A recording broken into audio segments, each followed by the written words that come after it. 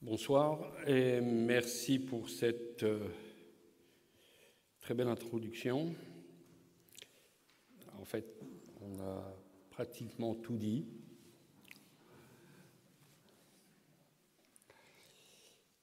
Et on va essayer justement de décrypter dans le message du président, autant que dans le message de la Torah, le message de la tour de Babel, son mystère. J'ai voulu, au fur et à mesure, changer le nom. Et j'ai appelé ça aussi naissance des civilisations, parce qu'effectivement, c'est quelque part un départ. Il y a eu plusieurs fois la création. Il y a eu premièrement les 6 jours de la création. Il y a eu un renouveau après le déluge, un nouveau départ. Il y a eu encore une fois autre chose, c'est cette dispersion après la tour de Babel. Alors vous avez 2 supports. Le premier, il est sur papier, sont tout simplement les versets de la Bible. Et vous verrez pourquoi j'ai choisi de mettre certains mots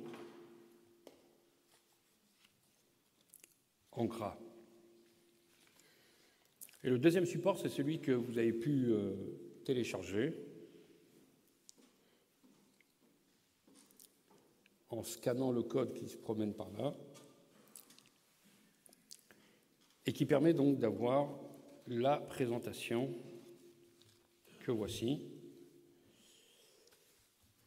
Alors ça nous permet de vous donner un support à portée de main. Vous n'avez pas besoin de froncer les yeux pour atteindre l'écran qui est un petit peu caché par un vidéoprojecteur. J'espère que vous avez tous ces supports près de vous. On va commencer, comme d'habitude, avec une petite histoire, puisque la tour de Babel, c'est aussi la naissance des langues. Il y avait une langue. Puis aujourd'hui, il y en a d'autres.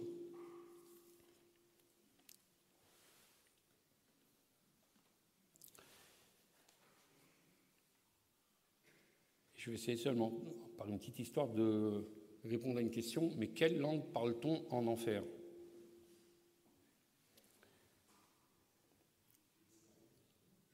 Alors, c'est une histoire assez connue. Dans les années 80, lorsqu'il y avait beaucoup de refusniks, de juifs qui avaient demandé le droit d'immigrer en Israël, si on peut essayer de baisser un petit peu l'écho.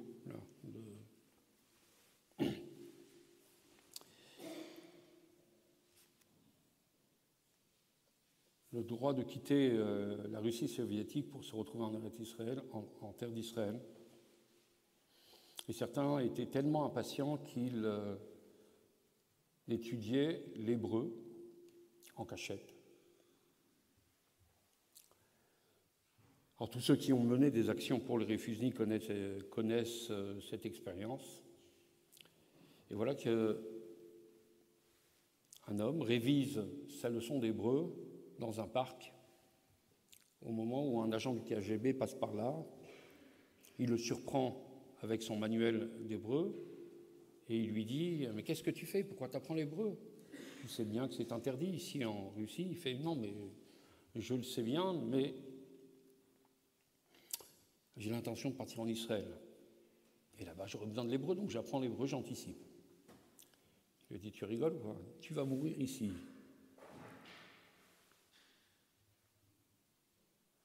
Tu vas rester dans ce pays, tu vas mourir là. Et de toute façon, des gens comme toi, ça mérite l'enfer. Et tu crois que l'hébreu va te servir en enfer ? Il fait non, mais écoute, pour l'enfer, je ne me soucie pas, je connais déjà le russe.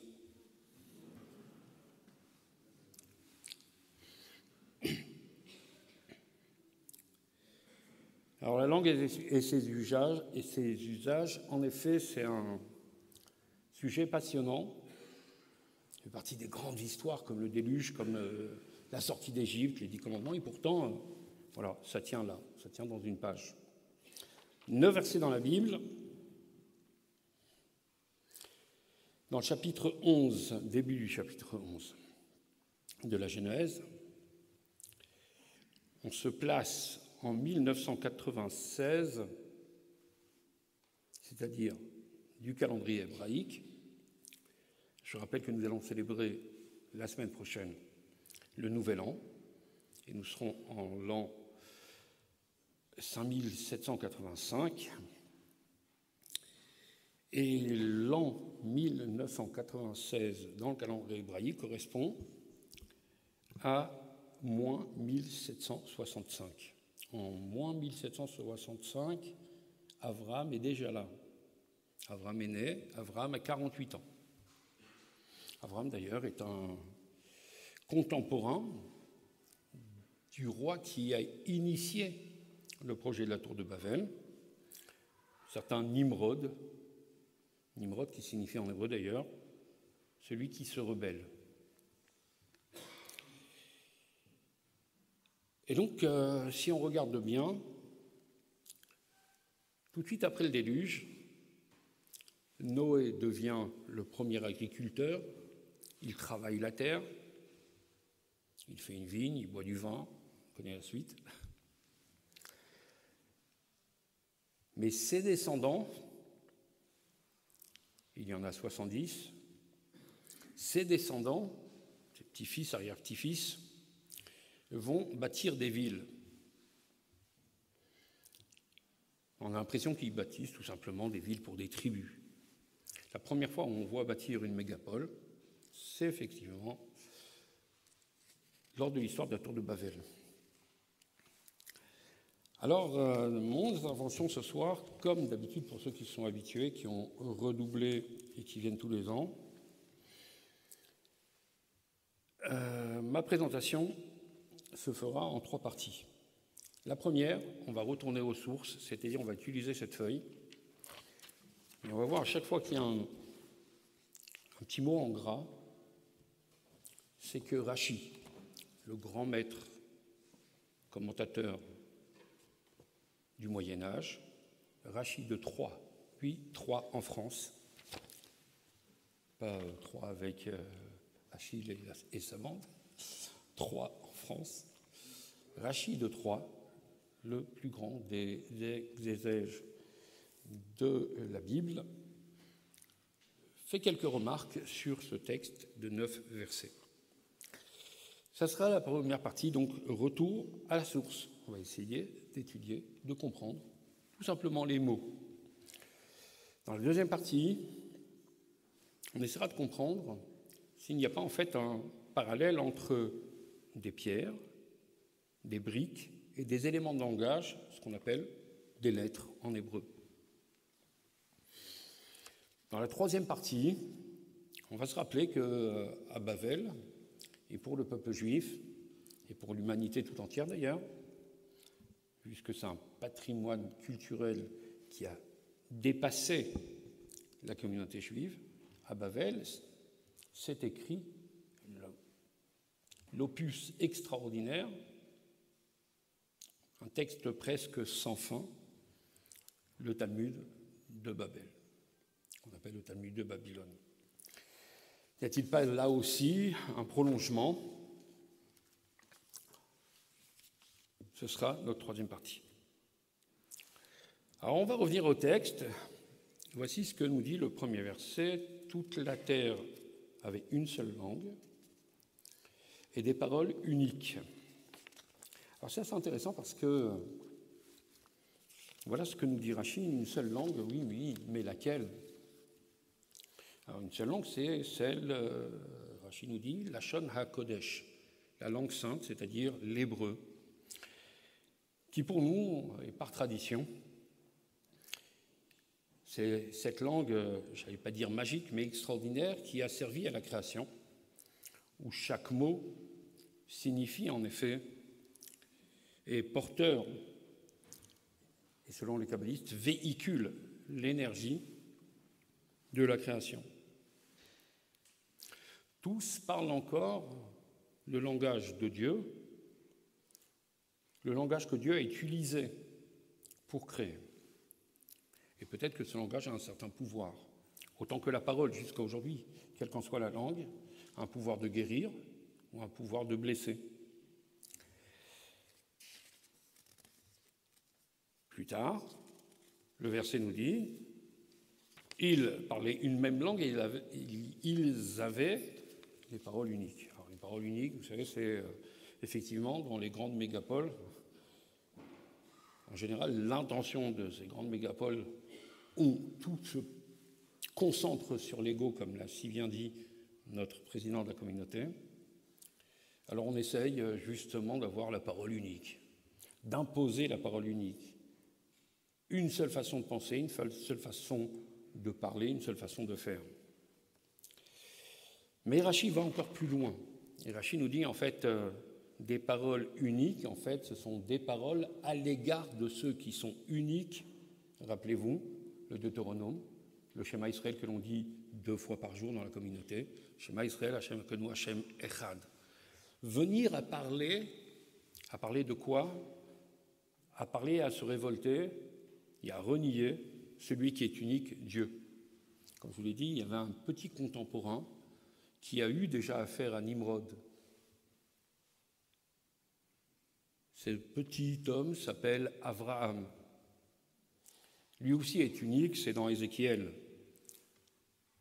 Le verset nous dit « Echad haya Avraham », vous avez la référence sur votre support. Abraham était totalement unique, tout seul face au monde.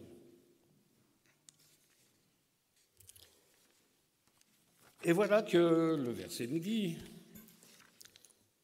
qu'ils quittent leur région, ils étaient à l'est, et ils se déplacent.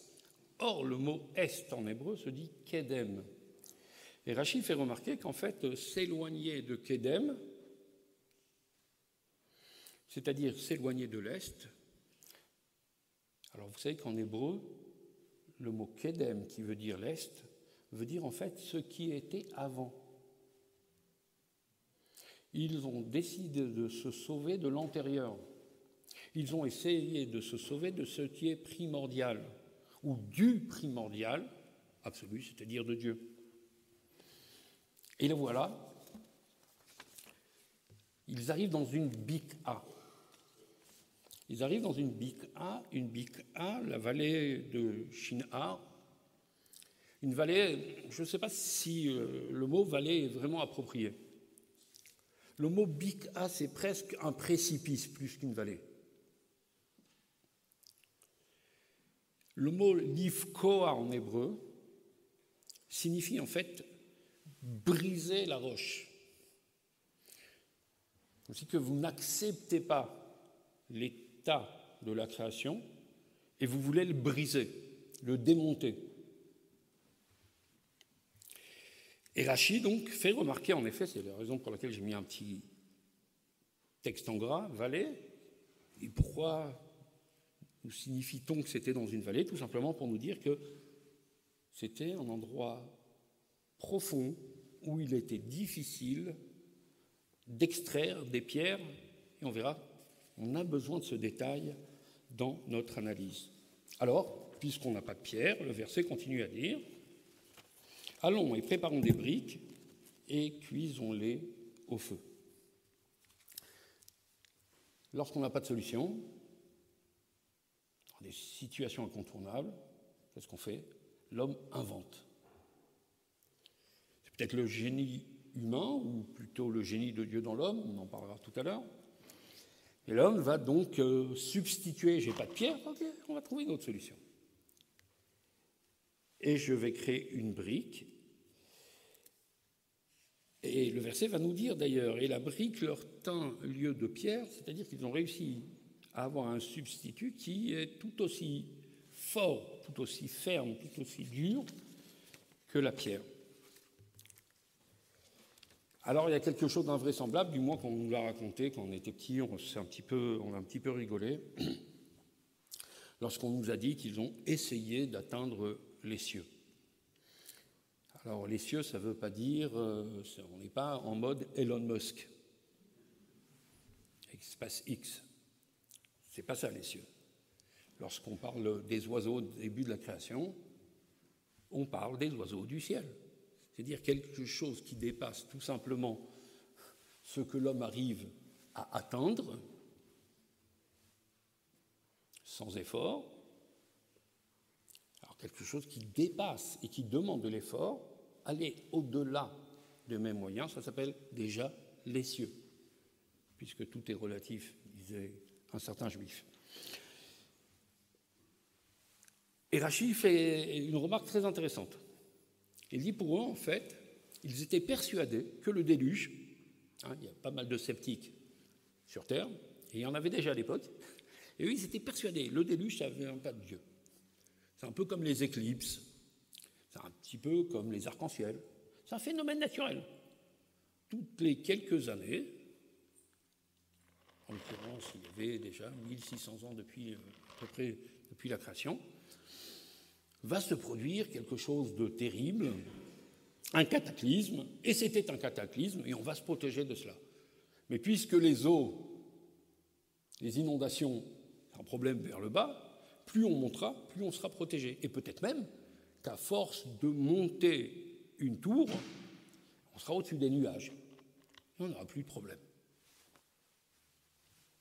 On n'est pas loin des Donbass quand même. Hein.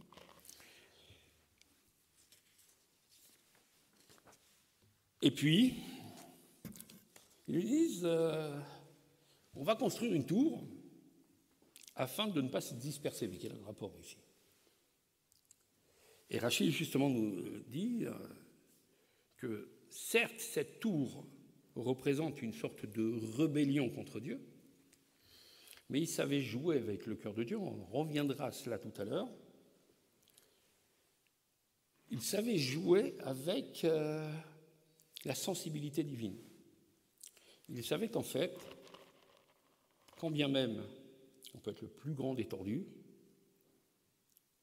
on peut s'égarer, on peut oublier Dieu, on peut se rebeller contre Dieu, mais si l'homme est uni, alors c'est ça, sa force.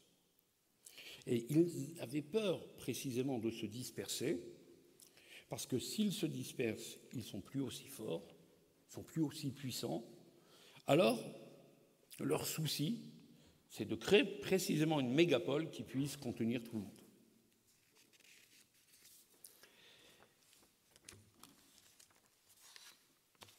Puis le texte nous propose une très belle interrogation. On a déjà vu l'histoire, on reverra pardon, cette expression lorsqu'il s'agit de Sodome et Gomorrhe. Alors Dieu descendit. Oh, tu rigoles. Moi j'avais appris à l'école que, ou du moins à la synagogue, les rabbins nous rabâchent que Dieu il est partout. Donc Dieu est omniprésent. A-t-il besoin de descendre? Et Rachid, ça j'ai mis en gras, il y a un Rachid sur cela, et Rachid nous dit, mais bien sûr que non. Mais si le texte dit que Dieu, avant de donner la sentence, il descend, c'est pour apprendre aux juges humains que lorsqu'ils auront à donner une sentence, ils se devront, entre guillemets, de descendre leur piédestal, de descendre leur situation privilégiée, d'aller à la rencontre de celui, de comprendre celui qui est accusé, avant de décider s'il est coupable ou non, d'essayer de comprendre le contexte dans lequel il vit. Alors, oui, Dieu descend.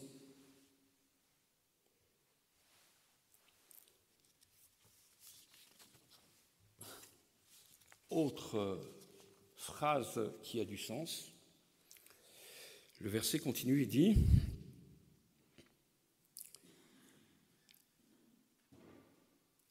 que Dieu descendit pour voir la ville et la tour que bâtissaient les fils de l'homme.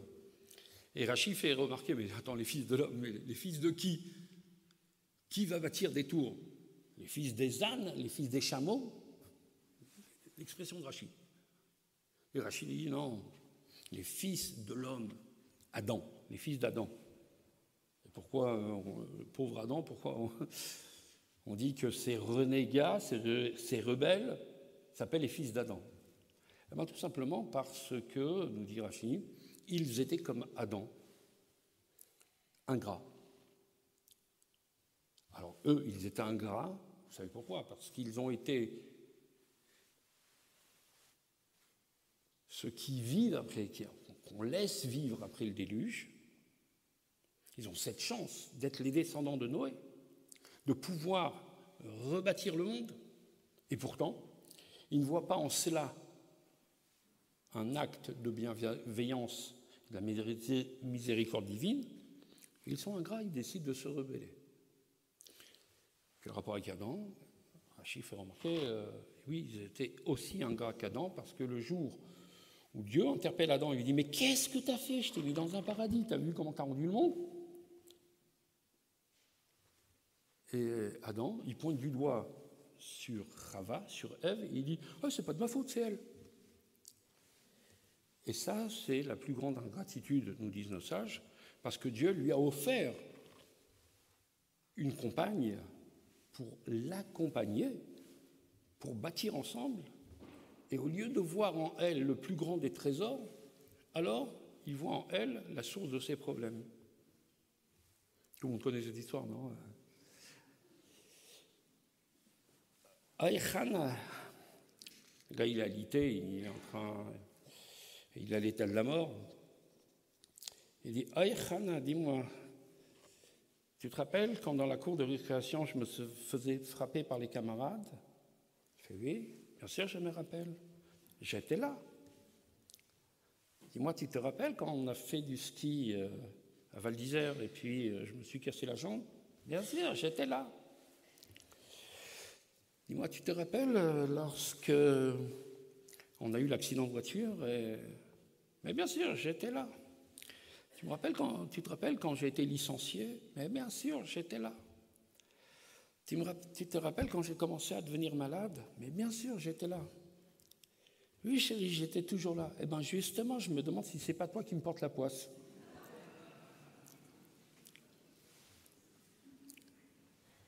L'ingratitude d'Adam, on la retrouve chez ses descendants, chez ceux qui vont construire la tour de Babel. Et là encore un autre texte qui interpelle tout de suite après, alors que Dieu descend tout seul au singulier. Le voilà qu'avant de prendre la sentence, il dit encore une fois « Allons, descendons et confondons le langage ». À qui il parle? Alors, selon le Midrash, il parle aux anges.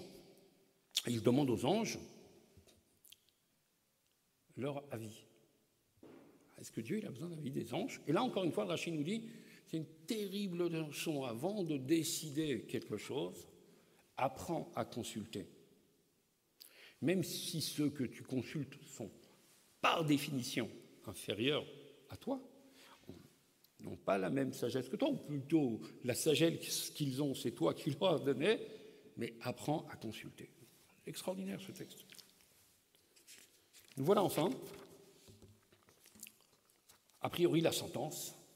Ah, vous avez voulu vous révolter contre moi, tout ça parce que vous êtes un seul groupe, parce que vous parlez la même langue. Je vais vous apprendre. Allez, Babel. Babel, ça veut dire quoi? Mélanger. La confusion et le mélange, et on reparlera de ça tout à l'heure. Et on va confondre, et pourquoi je dis mélanger? Parce qu'en fait, même lorsque d'autres langues vont naître, alors il est clair que dans toutes les langues, il reste quelque chose de la langue mère. Et dans toutes les langues, vous trouverez des échos, des appels.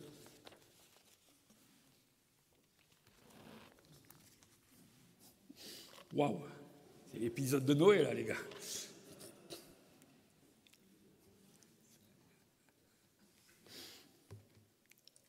Vous trouverez des brides de la langue hébraïque, de la langue sainte.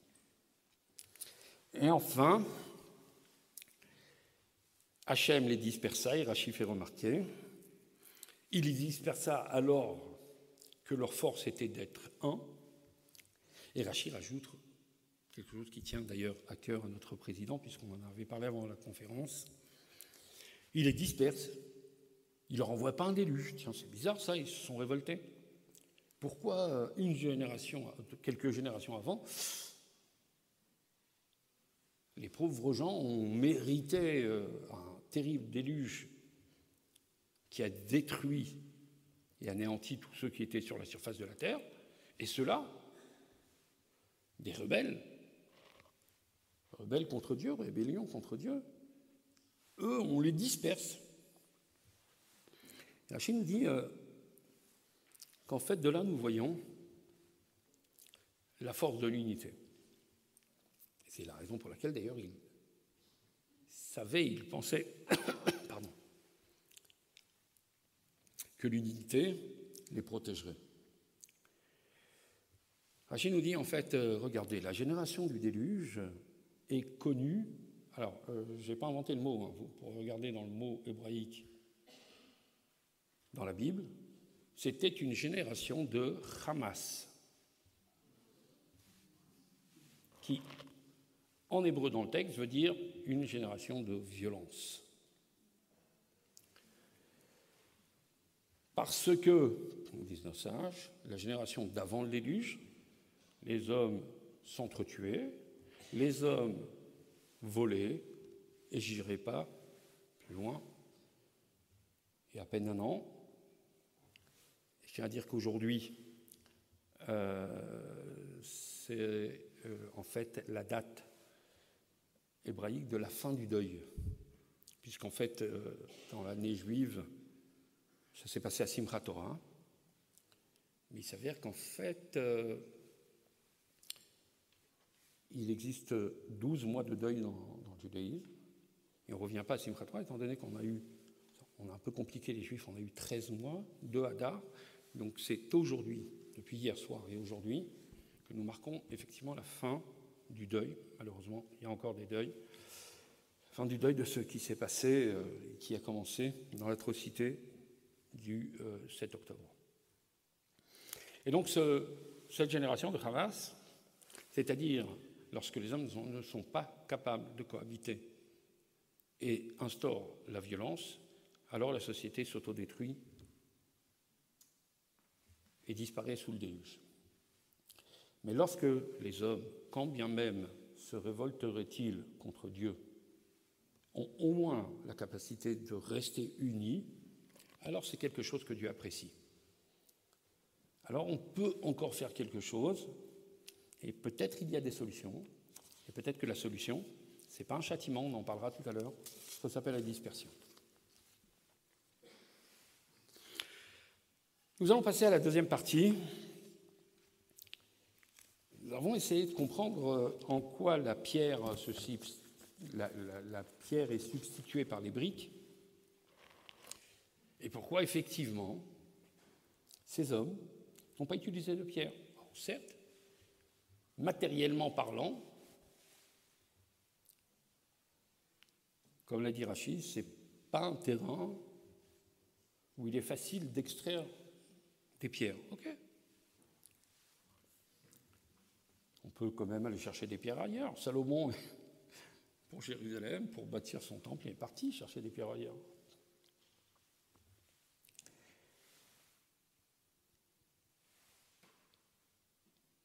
En fait, notre président a très bien résumé cela. Cette histoire, en fait, c'est tout simplement l'histoire du défi que l'homme présente à Dieu en disant « moi, je suis capable aussi ». Là où l'homme se trompe, c'est que lui s'est transformé, mais il ne s'est pas créé. Il y a une différence entre création ex nihilo, ce qui est le cas de la création, et ce que l'homme sait faire, aussi pointu soit-il, aussi guérisseur soit son action, ce sera tout simplement une transformation. Quoi qu'il en soit, lui, il vient substituer le roc, la roche, la créature de Dieu, avec un moyen technologique qui devait être certainement une révolution à l'époque, la brique.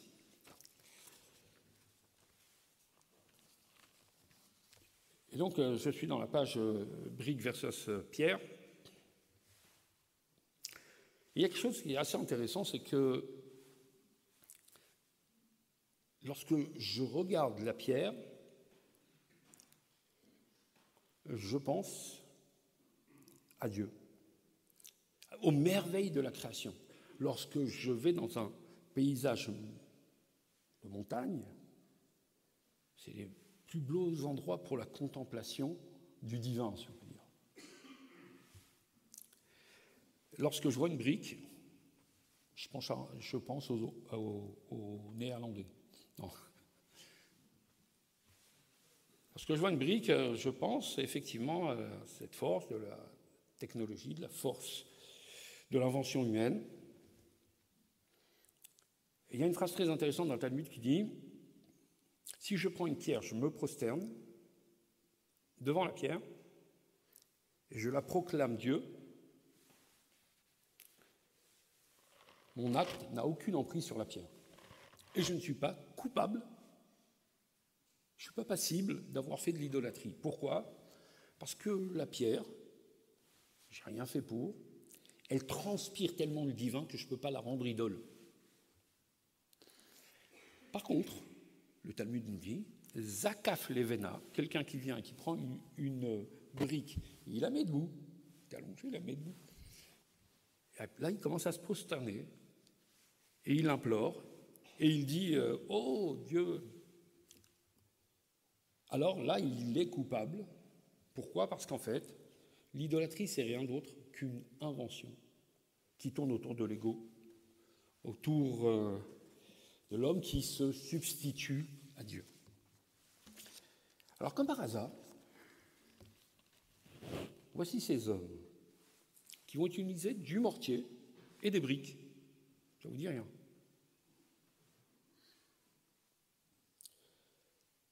Il y a eu un projet qu'on appelle un projet pharaonique de construire des villes en Égypte, parce qu'aujourd'hui, de nombreux touristes y vont, que pour voir ce qu'il en reste. Et que dit l'Exode ? Les Égyptiens accablèrent les enfants d'Israël, on le dit le soir de Pessah. Tiens, la même chose. Par des travaux pénibles, par le mortier et la brique. Et quand on leur demande de faire des briques, on a l'impression d'ailleurs que le souci de Pharaon, c'est plus de faire travailler le peuple juif à faire des briques plutôt qu'à bâtir des villes. Intéressant. Pourquoi ? Parce qu'à un moment, il est tellement obsédé par cette idée-là qu'il réduit les matières premières jusqu'à ne plus leur en donner, mais il leur dit « Mais attention, je veux tout de même autant de briques. » Alors, les maîtres de la pensée juive nous disent comme ça, en fait, Pharaon, c'est quelque part l'anti-Dieu. Pharaon, c'est celui pour lequel Ézéchiel, un jour, en parlant de Pharaon, dit que Pharaon s'exclama « Li Yeori Vani et Sitini ». En fait, je suis le Nil. Puisque le Nil était la source de subsistance par ses crues de l'Égypte. Alors, il disait qu'en fait, il s'est incarné dans le Nil. Vani et Sitini, je me suis fait tout seul. Et donc, dans son esprit, Dieu a un projet et lui veut contrer le projet de Dieu. Quel est le projet de Dieu ? En fait, le projet divin, ce n'est pas un projet pharaonique, c'est un projet dont nous parle le Midrash Tanchuma, c'est un des textes qui a été écrit en même temps que le Talmud de Babylone, par un homme qui vivait d'ailleurs à Babel et qui s'appelait Tanchuma, qui veut dire la consolation. C'est beau quand même. Et il nous dit que Dieu a créé le monde tout simplement parce qu'il désirait avoir une demeure dans les dimensions inférieures. Ici-bas, comme on dit. Ça veut dire quoi ? Pourquoi quelqu'un qui est omnipotent a besoin, entre guillemets, de l'ici-bas ? Alors pour cela, il y a énormément de choses, ce serait peut-être une conférence en elle-même. Quelles sont les raisons de la création ? Les avis du Zohar, les avis de Hari, de Rabbi Yitzhak Luria, le grand maître de la Kabbale. Mais en fait, il y a ce midrash-là qui résume tout et qui dit Dieu a eu envie. Le désir, c'est ce qui est précisément irrationnel. Rien ne résiste à la volonté, comme on dit. Quelque chose qui est totalement irrationnel, parce qu'effectivement, Dieu a fait de nous ses partenaires. Avoir une résidence ici-bas, c'est-à-dire, je veux une demeure qui soit faite par les hommes. Je ne veux pas faire le job à leur place. Je vais créer un monde qui est complet mais imparfait. On en a déjà parlé lors d'autres conférences. Et j'attends à ce que les hommes remplissent cela, construisent pour moi. Et comment ? Eh bien, je leur ai donné les outils. C'était quoi les outils ? Alors, il y a une phrase très intéressante dans les Maximes de nos pères.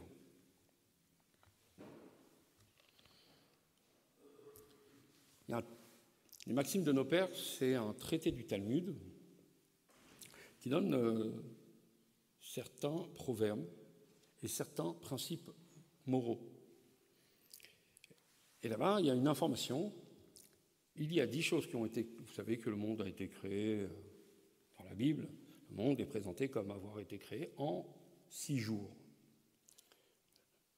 À l'entrée du 7e jour, c'est-à-dire le vendredi en fin de journée, on va entrer dans le Shabbat. Mais juste avant, à la dernière minute, alors nos sages nous disent 10 éléments ont été créés à ce moment qui est ni la semaine, ni le Shabbat. Et lorsqu'on regarde quels sont ces 10 éléments, on remarque que ce sont tous des éléments qui vont venir intervenir dans le cours de la nature de manière miraculeuse. Ils sont à cheval entre le divin et le naturel. Une mer qui s'ouvre, la mer Rouge, en fait, c'est programmé déjà à la veille du premier Shabbat. Une bouche d'une ânesse qui s'adresse à Bilam, waouh, eh bien, c'est déjà programmé. Et parmi ces éléments, il y a un sage qui lève la main et qui dit « Mais moi, je pense aussi que la première tenaille a été créée. La première tenaille a été créée à cette heure-là. » Les autres le regardent et disent « Mais attends, mais pourquoi tu me parles d'une tenaille ?» Il fait « Oui, parce que comment tu veux créer une tenaille si tu n'as pas une tenaille ?» C'est exactement l'histoire de la poule ou l'œuf.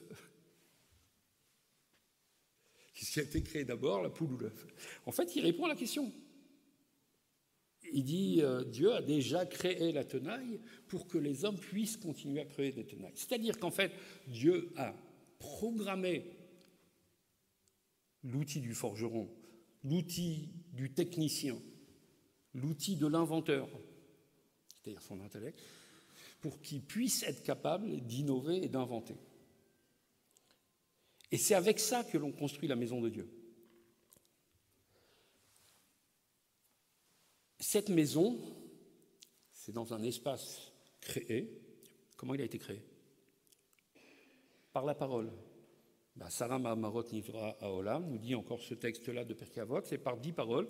Il suffit tout simplement de voir la Genèse. Dieu s'exprime et demande la lumière, et la lumière fut. Il demande le rakia, il demande les cieux, et les cieux vont apparaître.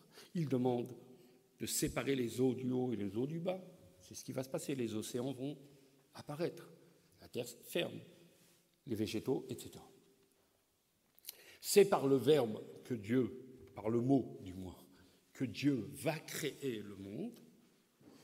Et quelque part, nous persistons dans cette création, nous animons nous-mêmes cette création par la parole.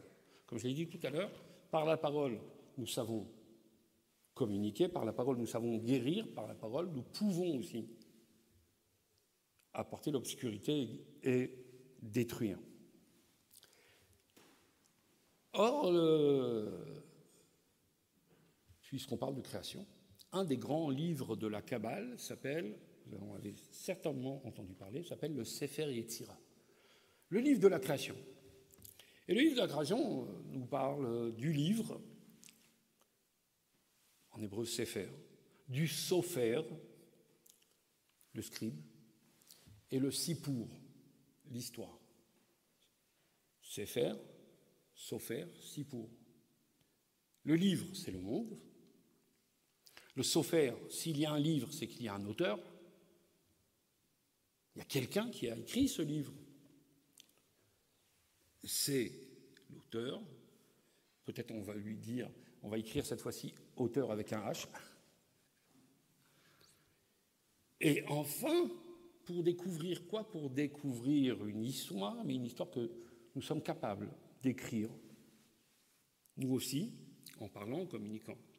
Et donc le Sefer Yetzirah nous dit, juste après avoir introduit cette idée de Sefer Sofer Sipour, un livre ça s'écrit, oui, bien sûr, mais ça s'écrit avec quoi? Ça s'écrit avec des mots. Et construire une œuvre, c'est en fait bâtir une ville. Pourquoi? Parce qu'en hébreu, un bayit, qui veut dire une maison, en grammaire, c'est une syllabe.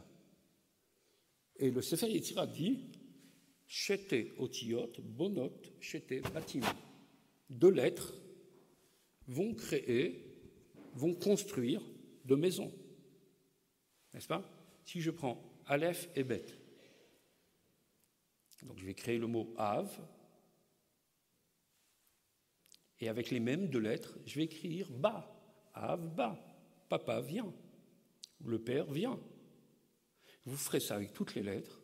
Vous allez avoir cette combinaison. 2 lettres font 2 maisons. 3 lettres, je vous laisse faire le calcul mathématique. 4 lettres, vous verrez encore.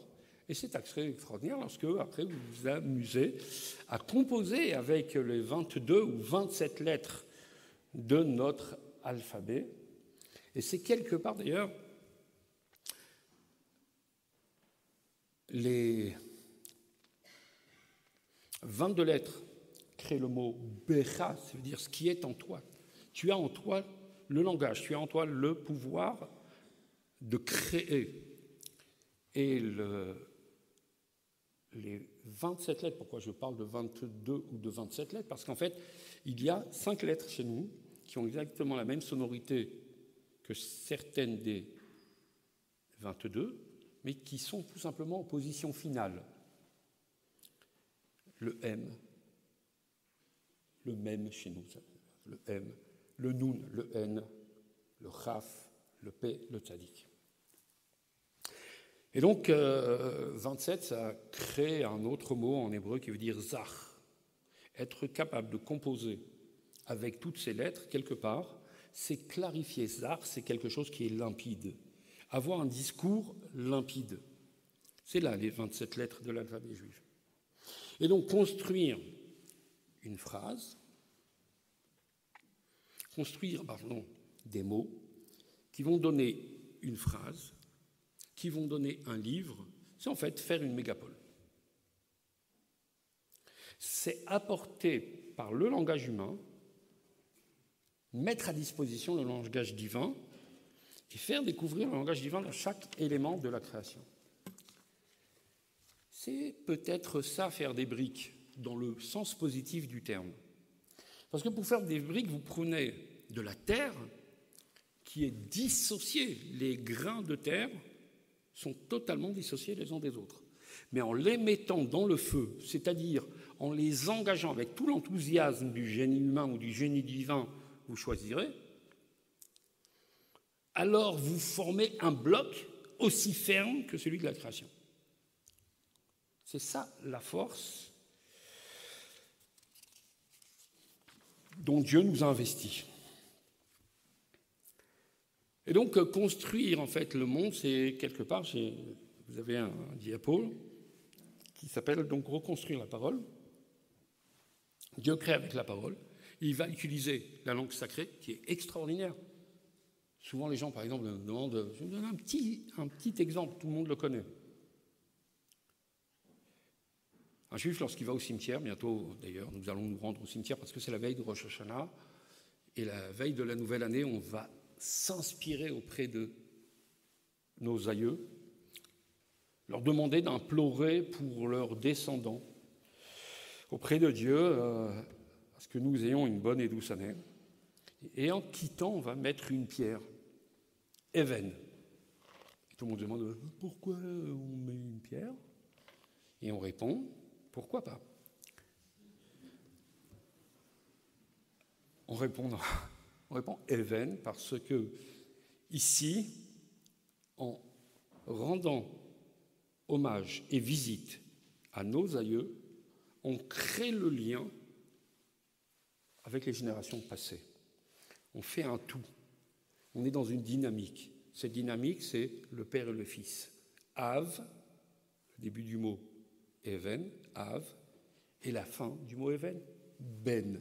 Av, Ben, Even, le Père et le Fils. L'hier et l'aujourd'hui. En effet, donc, les mots sont vecteurs de vie.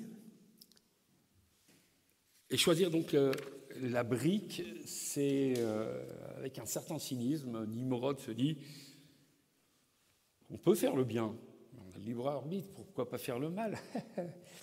C'est marrant, hein? Et si en fait, lorsque Dieu les disperse, ce n'est pas un châtiment, mais c'est précisément ce qu'on appelle dans le monde de la Kabbale un tikkun. Un tikkun, c'est-à-dire une manière de réparer la faute. Qu'est-ce qu'ils vont faire? Notre rôle, c'est d'aller chercher, de découvrir dans le monde, à travers la nature, à travers ses merveilles, à travers la création, l'auteur de l'histoire, et l'aider à écrire la suite de l'histoire. Alors, je me suis toujours demandé, lorsque j'étais gosse et je lisais Jules Verne, notamment Michel Strogoff, je me suis dit, mais dis-moi, est-ce que notre ami Jules, il est parti, il décrit si bien ces endroits, est-ce qu'il est parti sur place ou...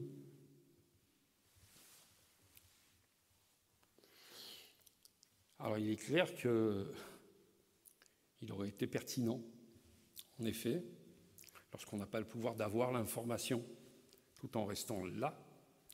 Ils avaient perdu ce pouvoir de l'information. Alors, il faut aller chercher ces étincelles divines ailleurs. Et quelque part, donc, le fait d'avoir créé d'autres langues, comme l'a dit et sous-entendu notre président, M. Bensoussan, en effet, le fait d'avoir créé d'autres langues, ce n'est pas un châtiment, c'est un atout. C'est permettre à tous de comprendre, comme je vous l'ai dit, il y a toujours des brides du message de la langue hébraïque dans chacune des langues. Retrouver dans son langage qui est propre, c'est-à-dire dans son vécu. On ne demande pas à quelqu'un de se conformer au vécu de l'autre, on demande à chacun, encore une fois, pendant la journée du patrimoine, dimanche, j'expliquais que si nous avons 7 branches dans le chandelier, c'est parce que nous honorons les diverses manières d'éclairer à travers le monde. Rien n'est uniforme. Ce serait tellement monotone d'entendre toujours do, do, do, do, do, do, et pas do, ré, mi, fa, sol, si, do. Et là, nous allons passer à la dernière partie, la plus courte, je l'espère, mais peut-être celle qui scelle un petit peu, qui résout toute la problématique. Parce que comme par hasard, ce lieu, nous étions un jour unis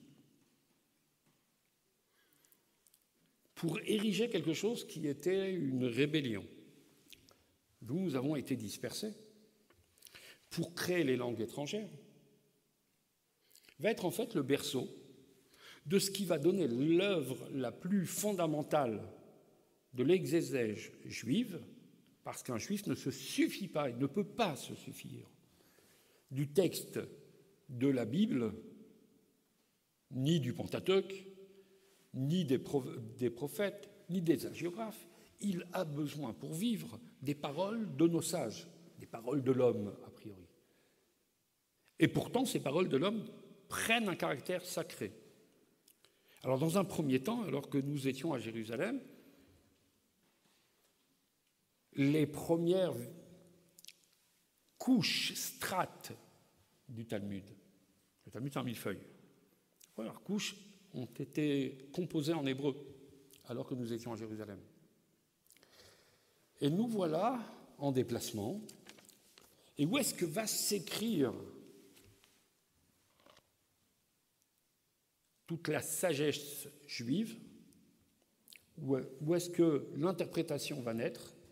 Précisément à Bavel. Et en quelle langue ça va être écrit? Dans une langue étrangère, en araméen. Retournement de l'histoire, réparation de l'histoire, c'est ce qu'on a dit tout à l'heure un petit coup. Et donc, Bavel, c'est un lieu d'exil, c'est un lieu de refuge, mais c'est surtout le lieu où nous avons une mission. Maïmonide nous dit que de la même manière que celui qui réside en Israël a l'interdiction de sortir d'Israël parce qu'on ne quitte pas la Terre Sainte, alors Maïmonide nous dit, celui qui résidait à Bavel au moment où il y avait les maîtres du Talmud, c'était quelque part une deuxième Jérusalem, il lui était interdit de quitter Babel, sauf s'il avait de bonnes raisons. Aller chercher une subsistance, une femme, pour se marier parce qu'il n'arrive pas à trouver à Bavel, ou pour aller chercher un maître, peut-être à Jérusalem. Et Maïmonide s'inspire en fait de ce verset qui est dans Jérémie, verset 27, où là-bas il est marqué « Ils seront transportés à Bavel, ils y resteront jusqu'au jour où je me souviendrai d'eux », avec un J majuscule, c'est Dieu. Et puis après, le même Jérémie, dans le verset 29, nous donne une mission en fait à Bavel. On est après la destruction du premier temple. On est exilé pour 70 ans et c'est les paroles des prophètes. On lui dit, tu vas aller là-bas pour 70 ans. Qu'est-ce que penserait un exilé? Pourquoi s'installer? Puisque de toute façon, demain, je vais partir. Pourquoi fonder une famille? Puisque je ne suis pas sur ma terre ancestrale. Peut-être perdre espoir. Vivre toujours comme un pauvre réfugié. Eh bien non, ce n'est pas la démarche. Et au moment où nous avons restauré la synagogue, alors, en accord avec M. Bensoussan, nous avons mis sur la plaque qui a été inaugurée par les autorités civiles. Nous avons mis ce verset, et alors l'Éternel Tsevaot, Dieu d'Israël, parle à tous les exilés et les déplacés de Jérusalem à Bavel. Et il leur demande, il implore, bâtissez des maisons. Vous êtes en exil, baissez pas les bras. Vous êtes là pour bâtir. Encore une fois, bâtissez. Si tu es à Bavel, c'est pour bâtir. Tiens, on croyait qu'il ne fallait plus bâtir à Bavel. Non, il faut aller à Bavel, il faut bâtir. Habitez-les, ces maisons, plantez des jardins, mangez des fruits, épousez des femmes et mettez au monde des fils et des filles. Mais ce n'est pas les bras. L'exil, ce n'est pas un châtiment, ce n'est pas un endroit où tu es retranché, ce n'est pas Sainte-Hélène. L'exil, c'est un endroit où tu dois transformer, tu es là-bas parce que tu as une mission. Travaillez enfin à la prospérité de la ville où je vous ai relégué et implorez Dieu en sa faveur. Priez, et c'est la raison pour laquelle tous les Shabbats, nous faisons, elle est juste là, la prière pour la République. Pourquoi? Car sa prospérité est le gage de votre prospérité. Si tu es là quelque part, alors peut-être qu'il ne s'agit pas de la même prospérité, mais tu es là, tu as ta mission, et ta mission, tu ne pourras le faire que si tu deviens quelque part une tour, ce qu'on appelle en hébreu Migdal Or, un phare pour les nations qui t'entourent. Alors à Bavel, en ce lieu d'exil, deux fois comme par hasard, on se retrouve là. Bavel, la première fois après la destruction du premier temple, 70 ans. Et après la destruction du deuxième temple, voici que Bavel devient le substitut de Jérusalem. Tout le monde connaît la pierre de Jérusalem. Et bien voilà la brique de Babel qui va être réutilisée. La brique de Babel, c'est le Talmud de Babel, après la destruction du deuxième temple. En effet, c'est le berceau du Talmud, c'est la source de la loi et de la pensée juive. Et pour tout celui qui a essayé d'aborder une page du Talmud, on va voir que c'est quoi le Talmud? C'est tout simplement couper les cheveux en quatre, ne cesser de poser des questions, même si des fois ça finit par tekou, j'ai pas de réponse. Tekou, ça veut dire match nul en hébreu moderne. Et c'est ce qui fait précisément, en dépiéçant, si on peut dire, un verset, en le décortiquant comme Rachi l'a fait. Rachi, 2-3, va écrire un texte en hébreu, mais il ne peut se retenir de nous mettre des citations à droite et à gauche de la langue qu'il appelle la langue étrangère, qui est en fait le français de son époque. Pourquoi? Pour deux raisons. Tout d'abord parce que pas tout le monde maîtrise les fins mots de l'hébreu, et lorsque le vocabulaire est compliqué, alors il est obligé de faire usage d'un langage que ses contemporains connaissent. Ça montre bien que les Juifs étaient très bien intégrés à l'époque, puisqu'ils connaissent a priori mieux le français que l'hébreu, puisque quelquefois Rachi va faire... Mais ils connaissent aussi l'hébreu, d'ailleurs, parce qu'essentiellement, ils leur parlent en hébreu. Et il le fait aussi parce que, quelque part, comme l'ont fait les 70 sages qui ont donné naissance à la Septante à l'époque de Ptolémée,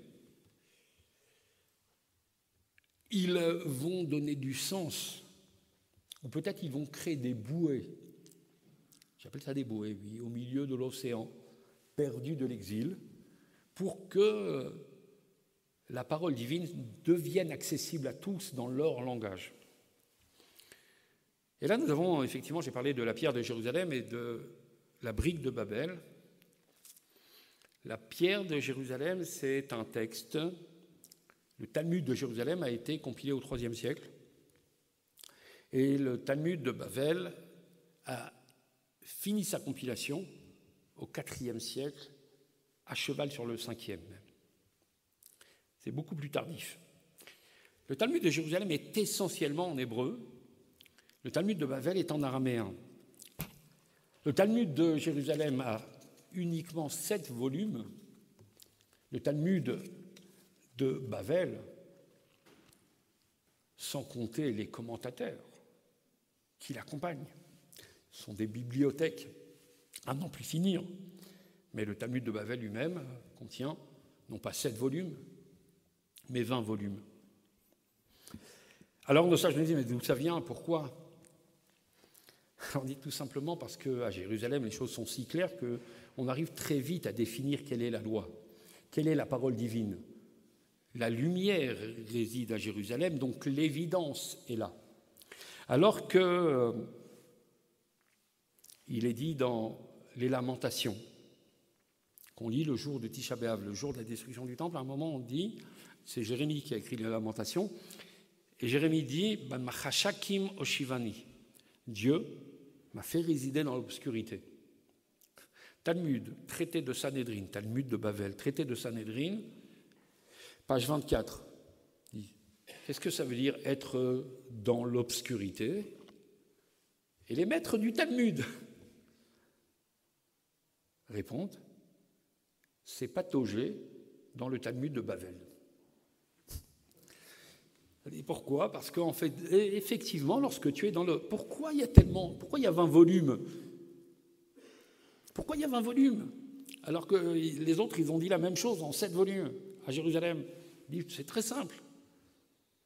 Tu sais, quand tu t'obstines à pas allumer la lumière et tu cherches ton trousseau de clés à la maison et tu tâtonnes comme ça, allume la lumière, tu vas les trouver en 2 secondes. Non, j'ai pas le temps, il y a le taxi qui m'attend en bas, donc je ne vais pas allumer la lumière.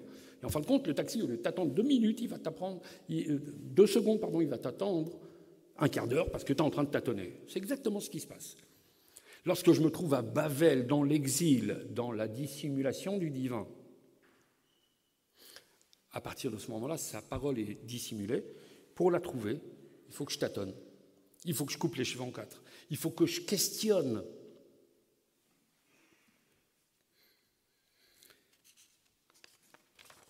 Et pourtant, c'est extraordinaire.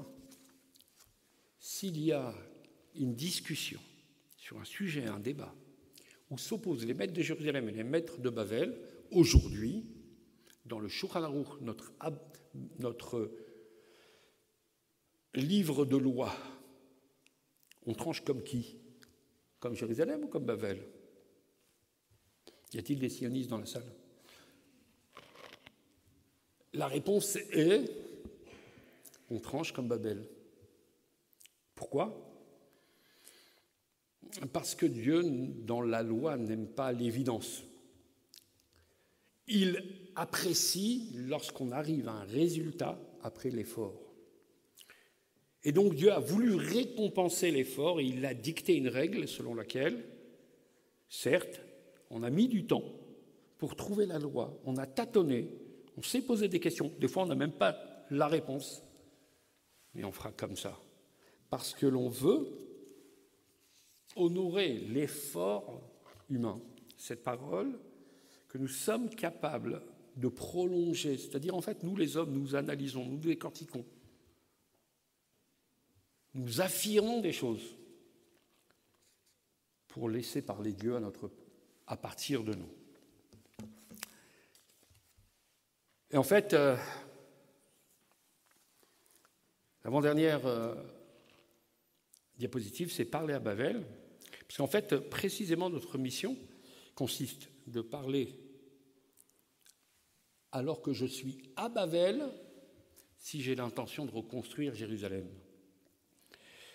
Jérusalem qui, lui, à ce moment-là, s'appelle, vous traverserez un petit peu les livres des prophètes, et vous vous rendrez compte que Jérusalem s'appelle justement la métropole, la mégapole, ou le Migdal, la tour. Tiens, j'avais entendu parler de la tour de Babel, mais jamais de la tour de Jérusalem. Et puis oui, parce qu'elle devient phare, ainsi que le prophète l'annonce dans Tsephania, chapitre 3, verset 9, « Ki az efor el ha'amim safa brura, le'ovdo shechem echad » alors je renverserai chez le peuple safa brura, une langue qui est claire et limpide, afin qu'ils invoquent le nom de Dieu. C'est intéressant. Le président nous a tellement parlé, M. Bensoussan. Il voulait se faire un nom. C'est-à-dire, en fait, il voulait substituer le nom au nom. Leur nom passerait avant l'autre. Et voilà que quand les choses vont se renverser, lorsque le tikkun, la réparation sera faite, alors, à nouveau, on parlera la même langue et on invoquera un seul nom, le nom de l'Éternel, qu'ils sauront adorer, Shechem Echad. On ne sera plus dans la dispersion, mais dans l'unité et dans l'harmonie. Shechem Echad, c'est-à-dire venir et le servir d'un seul et même élan. J'en profite pour souhaiter à tous une bonne et merveilleuse future année 5785. Et on vous attend mercredi prochain à 17h30 pour la présentation des vœux. Maintenant, je suis à votre disposition s'il y a quelques questions.